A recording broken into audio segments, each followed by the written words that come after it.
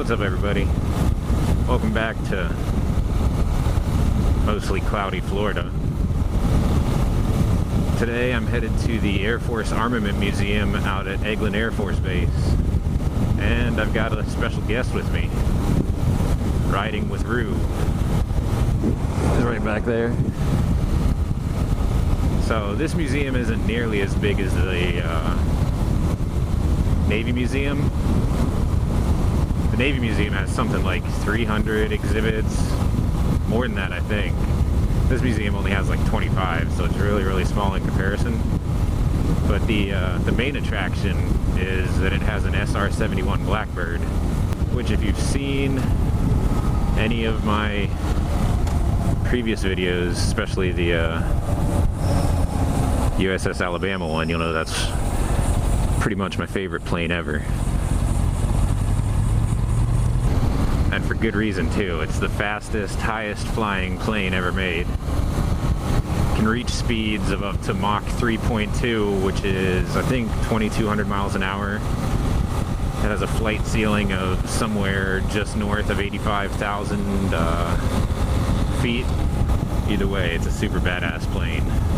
If you're interested in more information about it, there's a book. It's out of print now, and getting a hold of it will put you back about $300 or $400 usually. It's called The Sled Driver. It was written by a former pilot, Brian Scholl. But he gives some information about the SR-71, talks about some of his flights.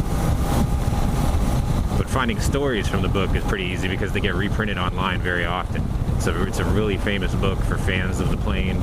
It's got some great stories in it. I think I done goofed. I think it's the next one. So anyway, I'm navigating off of memory and I got a little confused back there, but we're back on track now. So anyway, I was saying there's two great stories in the book. One of them, they're flying over the western US and they're having a communication with LA Tower that pretty much just lets everybody in the area know that they are the undeniable king of speed. There is no one faster than them.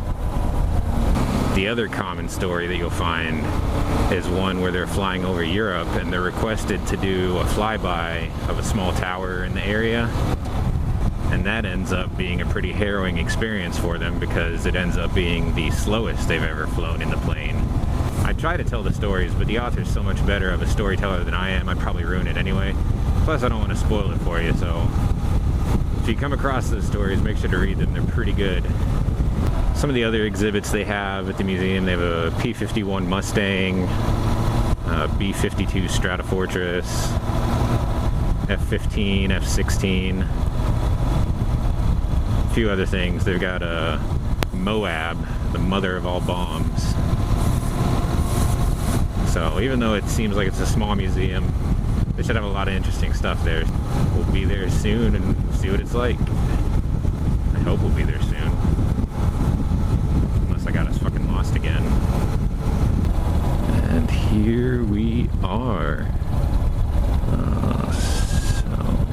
Right, yeah.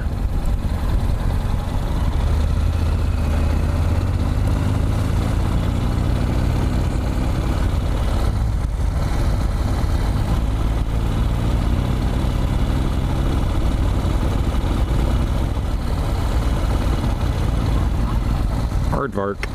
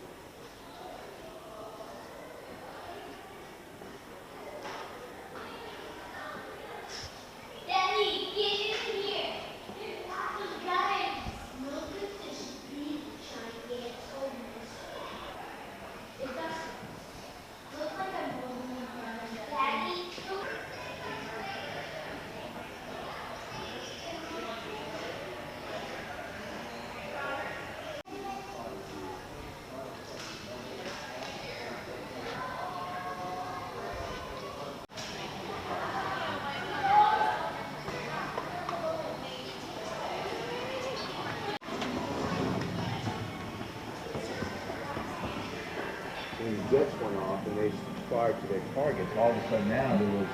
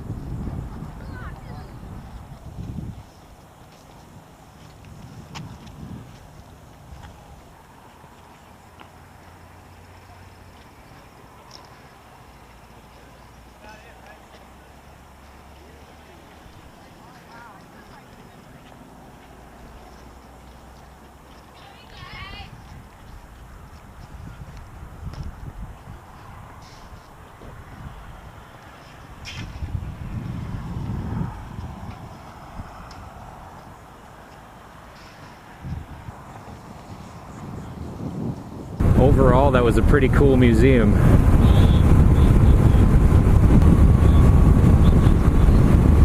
That's awesome. Yep. Although on a GoPro, it'll probably look like it was 2 miles away.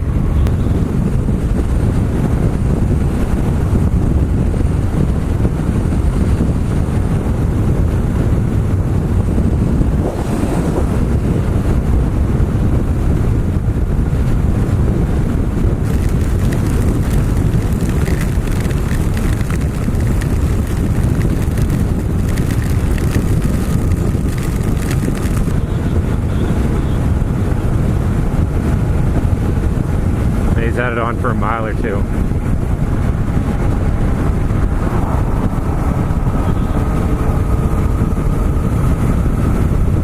have a good one, man. Yep, thanks for coming along. Yep, thanks for inviting me. Anytime. See ya.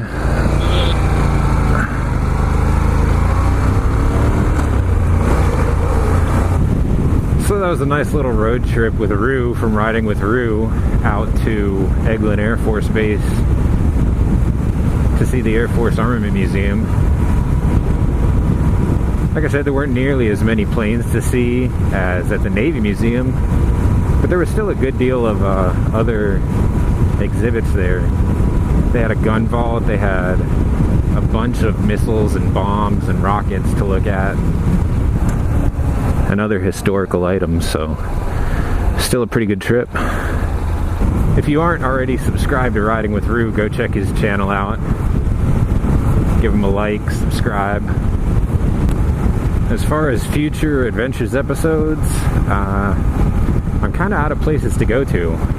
That wraps up all the places that I had on my initial list of places that I wanted to go and feature in a video.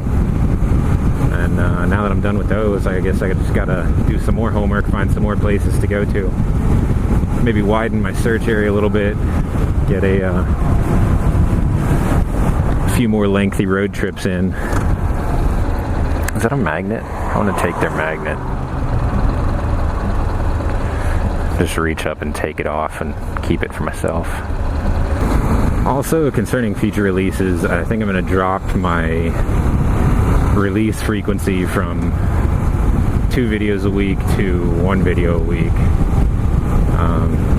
Partly so that I don't keep running out of material to video, and partly because I'm going to be starting classes at university here in a couple weeks, so schedule's going to be a little bit busier. Won't have as much time to go do stuff.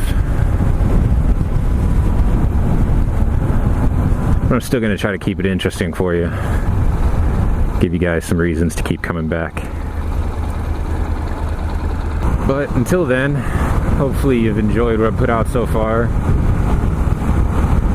And until next time, just ride safe.